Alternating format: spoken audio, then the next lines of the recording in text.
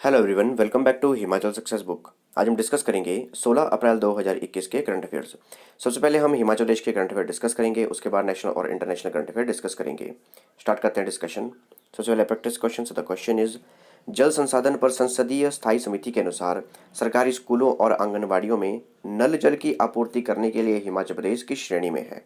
ये चार ऑप्शंस हैं और जो भी करेक्ट आंसर है कमेंट बॉक्स में लिख के दीजिएगा। वीडियो के एंड में हम इसको डिस्कस करेंगे। First question is, which portal has been launched to monitor the functioning of self-help groups operating in 6 districts of Himachal Pradesh. Himachal Pradesh के 6 जिलों में चल रहे स्वयं सहायता समूह के कामकाज की निगरानी के लिए कौन सा पोर्टल शुरू किया गया है। ये चार ऑप्शंस हैं और इसका करेक्ट आंसर है ऑप्शन बी, ई शक्ति पोर्टल। देखिए, हिमाचल प्रदेश के 6 जिलों में जो भी स्वयं सहायता समूह चल रहे हैं उनकी वर्किंग को देखने के लिए एक पोर्टल लॉन्च किया गया है। इस पोर्टल का नाम है ई शक्ति पोर्टल और वो 6 जिले हैं मंडी, सिरमौर, सोलन, कांगड़ा, बिलासपुर और चंबा। और इस ई शक्ति पोर्टल को डिज़ाइन किया गया है नाबार्ड के द्वारा। इस पे जो भी वित्तीय लेन देन है उसका सारा का सारा ब्यौरा जो है वो अपडेट किया जाएगा। इसके अलावा हिमाचल प्रदेश में करीब करीब 50,000 स्वयं सहायता समूह है। बात करें नाबार्ड की, जिसके द्वारा इस ई शक्ति पोर्टल को डिज़ाइन किया गया है। नाबार्ड की फुल फॉर्म है national bank for agriculture and rural development. इसकी फॉर्मेशन की गई थी जुलाई 12, 1982 को।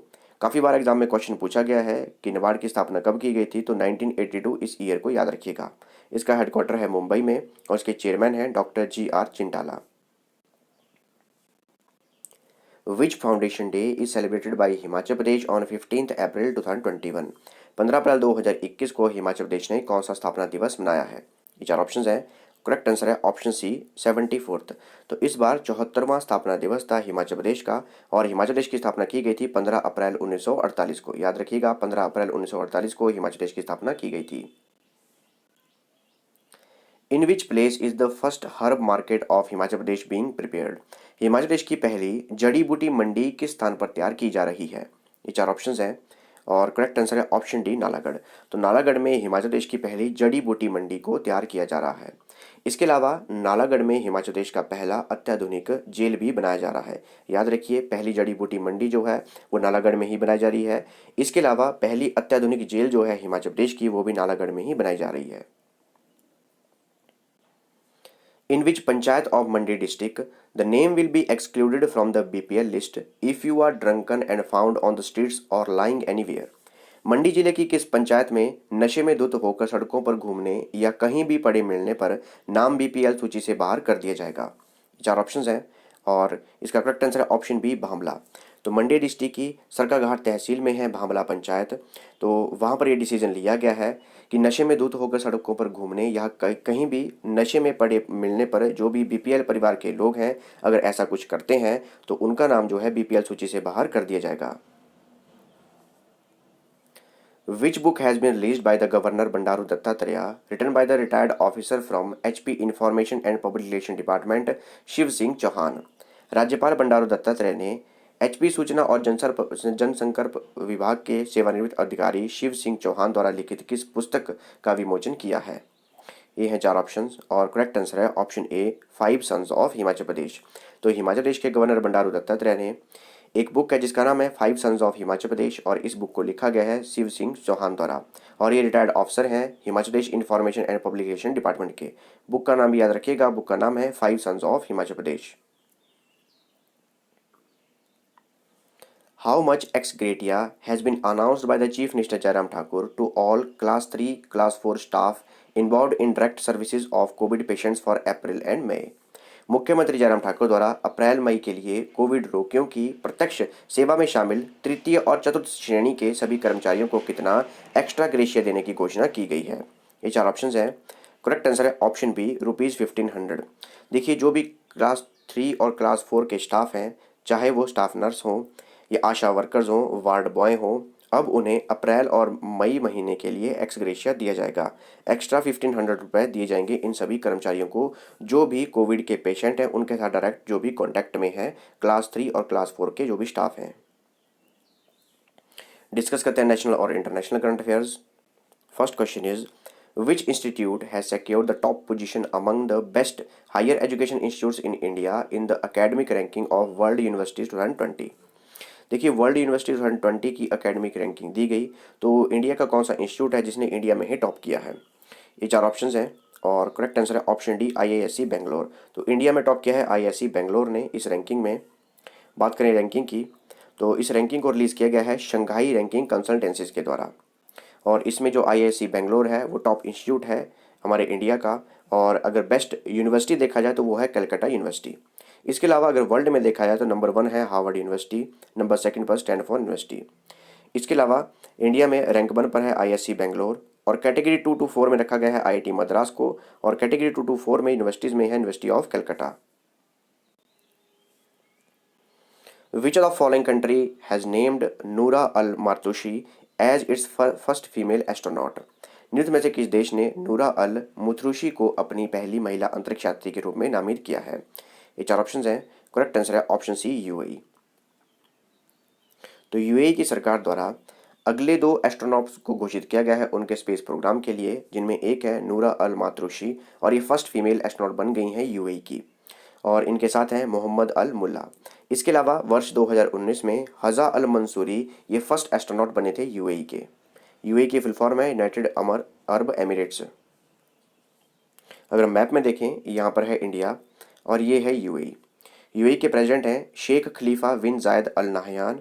कैपिटल है अबू धाबी और करेंसी है दिरहम। करेंसी याद रखिएगा, करेंसी मैक्सिमम एग्जाम में पूछी जाती है। करेंसी है दिरहम।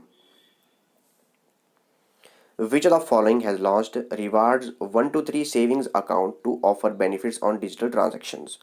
निम्न में से किसने डिजिटल लेन देन पर लाभ प्रदान करने के लिए रिवॉर्ड्स 1 to 3 बचत खाता लॉन्च किया है? देखिए एक सेविंग अकाउंट है जिसे लॉन्च किया गया है, इसका नाम है रिवॉर्ड्स 1 to 3। तो कौन से बैंक द्वारा इसे लॉन्च किया गया है? ये चार ऑप्शंस हैं। करेक्ट आंसर है option B Airtel payment bank. Airtel payment bank द्वारा एक सेविंग अकाउंट लॉन्च किया गया है जिसका नाम है रिवॉर्ड्स 1 to 3। इसके अलावा अप्रैल 11 2016 में एयरटेल पेमेंट बैंक पहला पेमेंट बैंक बना था हमारे इंडिया का, जिसे आरबीआई द्वारा लाइसेंस दिया गया था। बात करें एयरटेल पेमेंट बैंक की, एमडी एंड सीईओ है नुबरता विश्वास। हेडक्वार्टर है न्यू दिल्ली में और जनवरी 2017 में इसकी स्थापना की गई थी। Which plan has been launched by education minister for school education? School शिक्षा के लिए शिक्षा मंत्री ने कौन सी योजना शुरू की है? ये चार ऑप्शन हैं और इसका करेक्ट आंसर है ऑप्शन बी सार्थक। तो हमारे एजुकेशन मिनिस्टर हैं रमेश पोखरियाल निशंक। उनके द्वारा नेशनल एजुकेशन पॉलिसी 2020 के अंतर्गत एक प्लान जो है इसको लॉन्च किया गया है, इसका नाम है सार्थक। सार्थक की फुल फॉर्म है students and teachers holistic advancement through quality education. याद रखिएगा इसकी फुल फॉर्म काफ़ी इंपॉर्टेंट है। एब्रीवेशन भी पूछ सकते हैं, जैसे एस की एब्रीवेशन क्या है इसमें, क्यू की एब्रीवेशन क्या है, तो पूरी फुल फॉर्म याद रखिएगा students and teachers holistic advancement through quality education. इसके अलावा जो हमारे एजुकेशन मिनिस्टर हैं रमेश पोखरियाल निशंक, इनकी कॉन्स्टिट्यूंसी है हरिद्वार जो कि है उत्तराखंड में। इसके अलावा जो एजुकेशन डिपार्टमेंट है हमारा, इसका पहले नाम था एचआरडी मिनिस्ट्री। याद रखिएगा पहले नाम था एचआरडी मिनिस्ट्री, अब इसे एजुकेशन मिनिस्ट्री कर दिया गया है।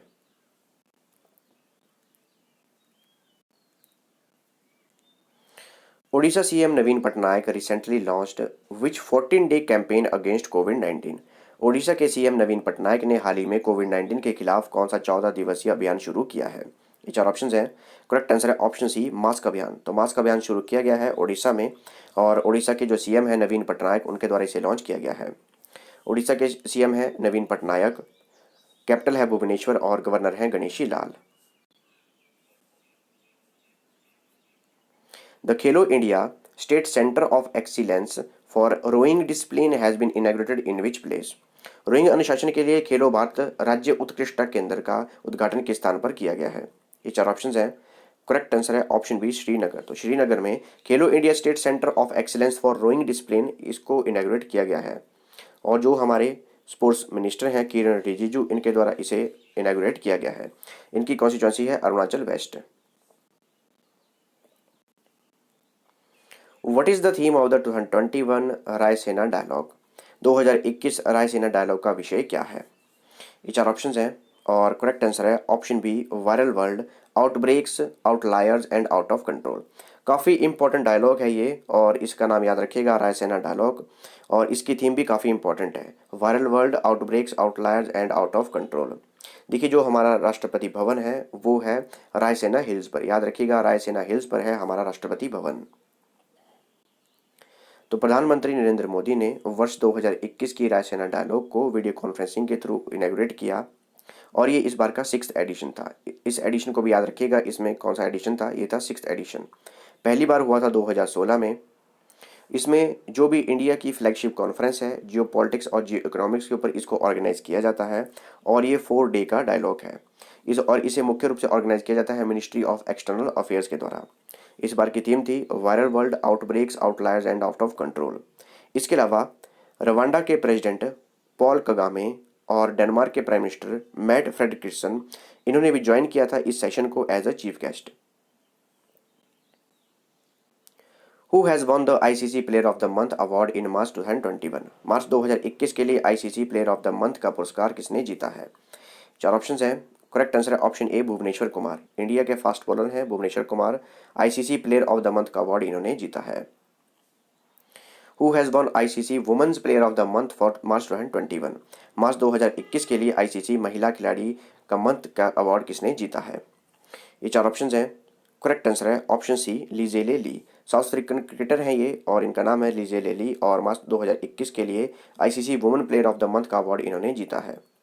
देखिए, इस वर्ष 2021 में ही आईसीसी द्वारा इन अवार्ड्स को शुरू किया गया है। तो जनवरी मंथ में पहली बार ये अवार्ड जीता था ऋषभ पंत ने। फरवरी महीने में ये जीता था रविचंद्रन अश्विन ने और मार्च में अभी जीता है भुवनेश्वर कुमार ने। ये जीता है मेंस की कैटेगरी में।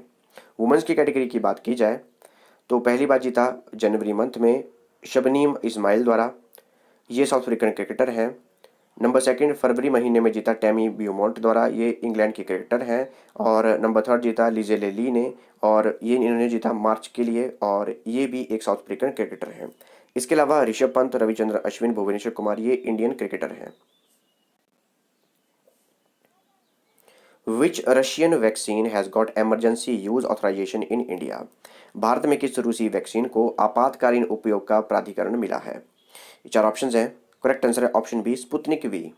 तो रशिया की एक वैक्सीन है कोविड-19 के लिए जिसका नाम है स्पुतनिक वी। तो अब इमरजेंसी यूज़ के लिए इंडिया में इसे ऑथराइजेशन मिल गई है। ये तीसरी वैक्सीन ऐसी है जिसे कि ऑथराइजेशन मिली है हमारे इंडिया में।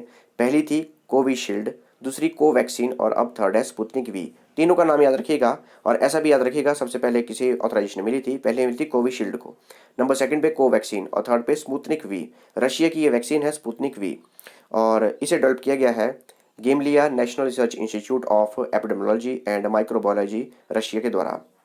बात करें रशिया की, प्रेसिडेंट है व्लादिमीर पुतिन, कैपिटल है मॉस्को और करेंसी है रशियन रूबल। डिस्कस करते हैं practice question. The question is, जल संसाधन पर संसदीय स्थायी समिति के अनुसार सरकारी स्कूलों और आंगनबाड़ियों में नल जल की आपूर्ति करने के लिए हिमाचल प्रदेश किस श्रेणी में है? ये 4 ऑप्शंस हैं और इसका करेक्ट आंसर है option D, states with 100% tap coverage. तो पार्लियामेंट्री कमेटी द्वारा अनाउंसमेंट की गई कि अरुणाचल प्रदेश, गोवा, तमिलनाडु, हरियाणा, हिमाचल प्रदेश, तेलंगाना और पंजाब, इनमें 100% टैप वाटर कवरेज की गई है स्कूल्स में और आंगनबाड़ी में। इसके द्वारा लीस्ट कवरेज जो थी वो थी उत्तर प्रदेश, वेस्ट बंगाल और झारखंड में। उत्तर प्रदेश में 7.93% कवरेज थी, वेस्ट बंगाल में 10.89% और झारखंड में 12.99% कवरेज थी। ये थी हमारी आज की डिस्कशन और अगर आपको इस सेशन की पीडीएफ चाहिए तो आप मेरे टेलीग्राम चैनल से ले सकते हैं। टेलीग्राम पे सर्च कीजिए हिमाचल सक्सेस बुक और वहाँ से आप इस सेशन की पीडीएफ प्राप्त कर सकते हैं। मिलते हैं नेक्स्ट डिस्कशन पे। Thanks for watching video. Do like, share and subscribe my channel.